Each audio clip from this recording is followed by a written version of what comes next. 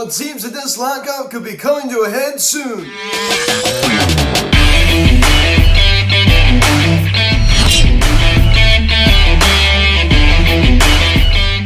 Yo, what is going on, everybody? Welcome to Philly Sensitive Media, and today we're going to have our 15th weekly update of the offseason, as we're going to be talking about some Phillies news and some all-around baseball news. And I guess before getting into this video, please subscribe if you have not yet. Please hit the notification bell. Please like this video, comment on this video, share this video, and let's get into this.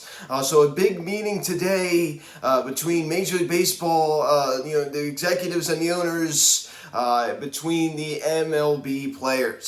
So a very big meeting coming up today between the two sides. A lot of what happens today should dictate, what happens in the future, right? I mean, spring training, I just can't imagine it starting on time.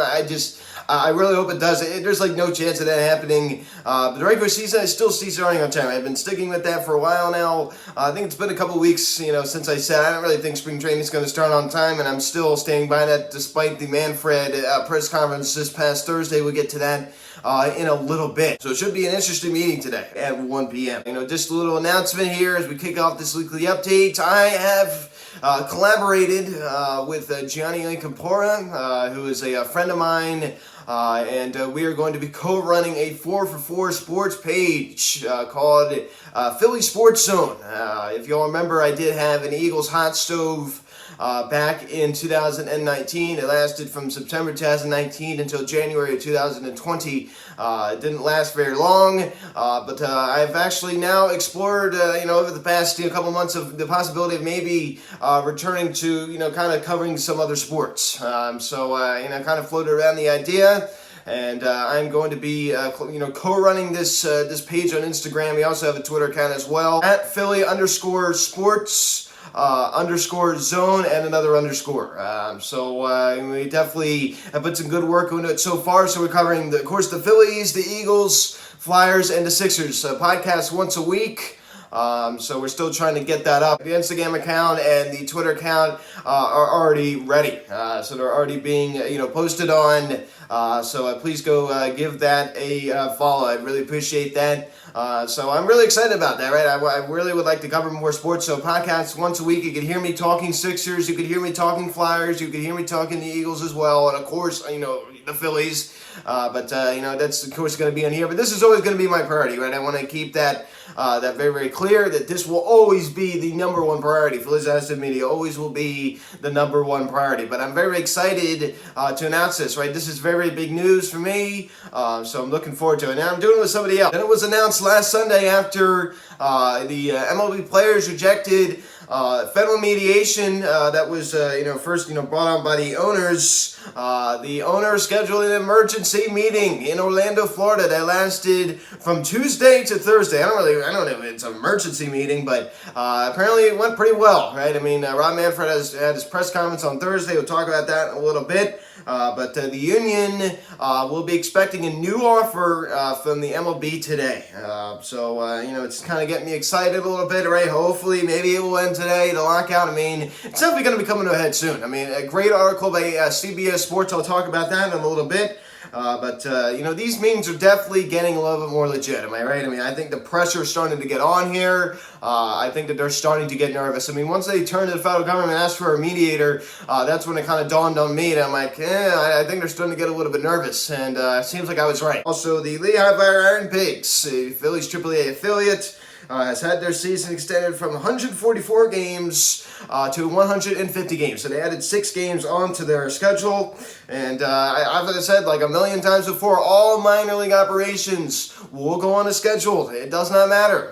So there will be minor league spring training. There's a little bit of a dispute between the MLB, and they think that they shouldn't have to pay the minor league players during spring training, their spring training. And also this past week, the Phillies had a little anniversary with JT. It took 3 years ago this past week that they acquired all-star catcher JT Realmuto from the Miami Marlins in exchange for Jorge Alfaro, who is now with the San Diego Padres, who was dealt right before the lockout. Left-handed pitcher Sixto Sanchez, former #1 prospect in the organization, showed a lot of promise in 2020 with the Marlins. Everybody's saying like, JT, if he leaves in free agency, this is back in the day before he, of course, would walk in free agency, and then he'd come back and, sign back to the Phillies in a 5-year deal.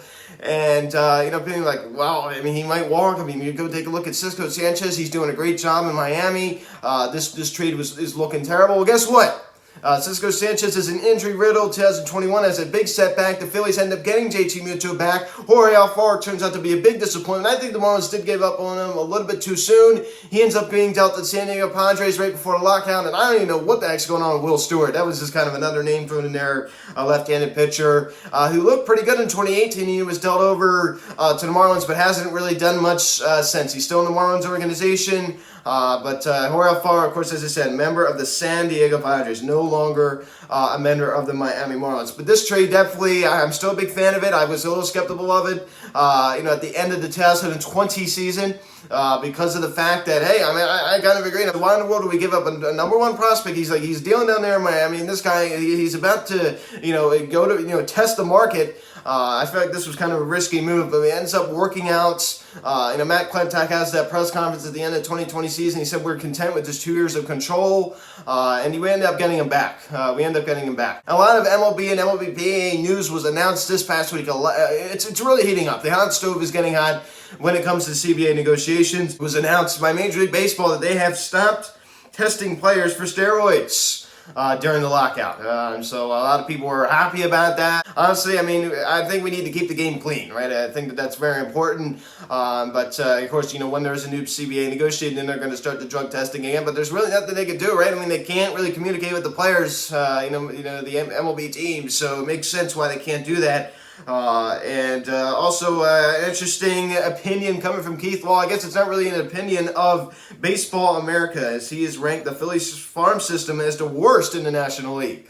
That does not surprise me in the least. This farm system is very, very weak. You have some attractive names at the top with, Bryson Scott, Micah Bell, and 2021 first round, pick in Andrew Painter, but some major disappointments in there. Cornelius Randolph in 2015, Mickey Moniak in 2016, Adam Hazley in 2017. You had Spencer Howard going in round 2 in 2017, who is now a member of the Texas Rangers, who was dealt in July of 2021 in the Kyle Gibson trade. It just, of course, you got Hans Kraus, who's at the top though.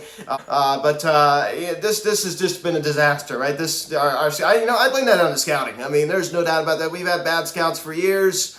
It's been pretty bad. It has been pretty bad. It's been bad for over a decade. I mean, this has been bad. I mean, we kind of went through kind of a couple phases, right? And then we had the Dominic Browns, we had the Darren Ruffs, we had the Michael Francos, we had all those kind of guys. And then we kind of moved over to this round, and then we messed up again. As I said, with the Moniacs, the Randolphs, the Hazleys, the Howards of the world, am I right? So it's been pretty bad, and I do not blame Keith Law for ranking it the worst in the National League. Yankees right-handed pitcher Garrett Cole said after leaving the MLBPA meeting this past week, of course, the MLBPA also met, and he said, quote, "Exciting to see solidarity this high," unquote. So the MLBPA definitely unified, right? They are definitely unified, and I think the owners are pretty unified as well. The MLBPA is definitely sticking together. The union is definitely sticking together. So good for them, I guess. But I just want to see an agreement. And going into Thursday's press conference with Commissioner Robert Manfred, that he would be announcing the delay of spring training, right? Making it official. He actually said something a little different, as we'll get into that in a little bit. It's just crazy. I just can't believe how up and down this is. But some sad news coming from California.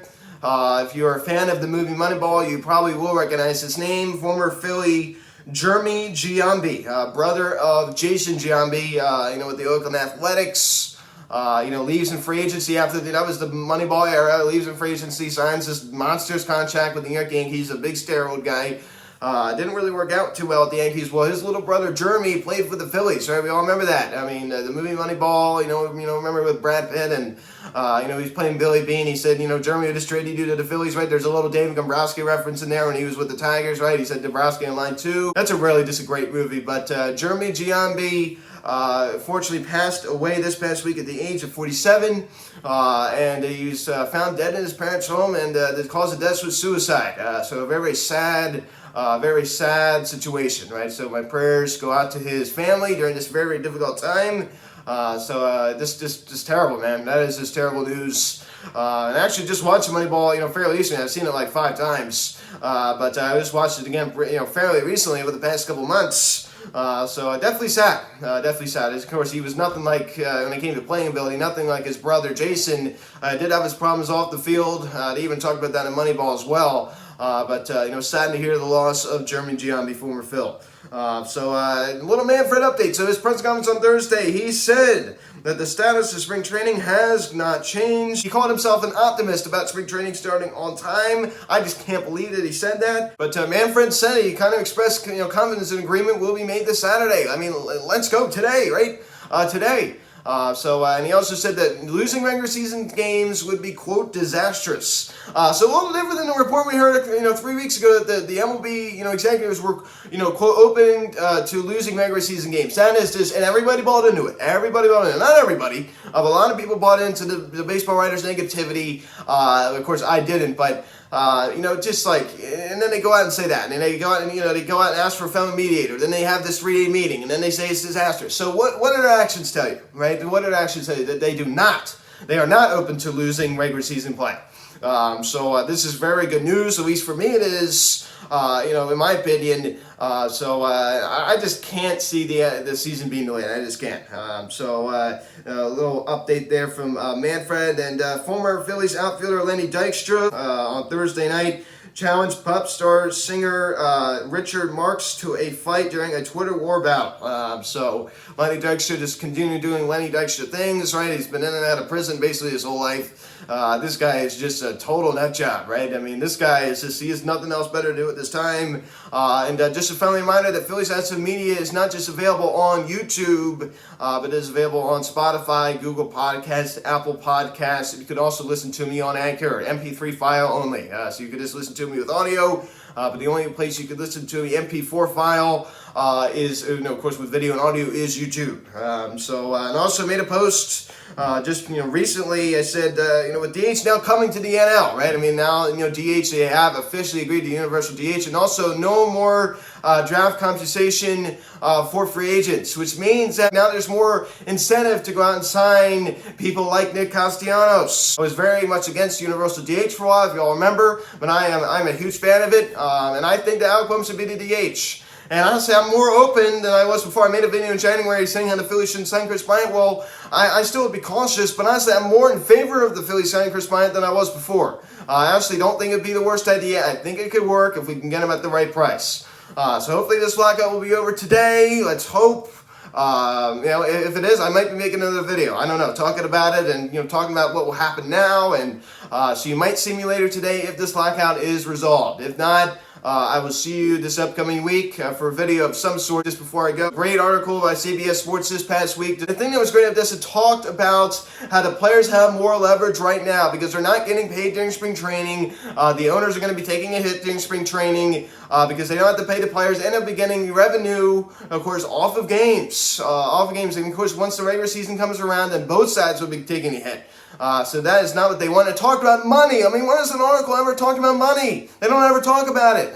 So this article was objective. It was good. He said that at some point, there's two guys, at some point, an agreement will be reached, right? And they said not to worry. That was probably the best article I've read during this lockout. Good, objective, not too negative. That was a very, very well-written article. So that is pretty much it. So, if this was a normal offseason, next Saturday would be the last weekly update of the offseason. Can you believe that? But I'd say that's pretty unlikely. But my plan is once the lockout is over, first game of spring training is a week away, then the week before will be the last weekly update of the offseason. So guys, thank you so much for watching this video. Please subscribe if you haven't done it yet. Please turn on the notification bell. Please like this video, comment on this video, share this video. Check out the social media link in the description section at Phillies Sensitive Media, Instagram, TikTok, Instagram. Follow me on Twitter at Sensitive Media. Call or text 267-225-3392. Email me, phillysensitivemedia@gmail.com. I'll see all of you this upcoming week. Well, hopefully later today to announce that the new CBA has been agreed on between the MLB players and the owners. So guys, thanks for watching. I'm Luke, and I'll talk to you later. I'll see you guys.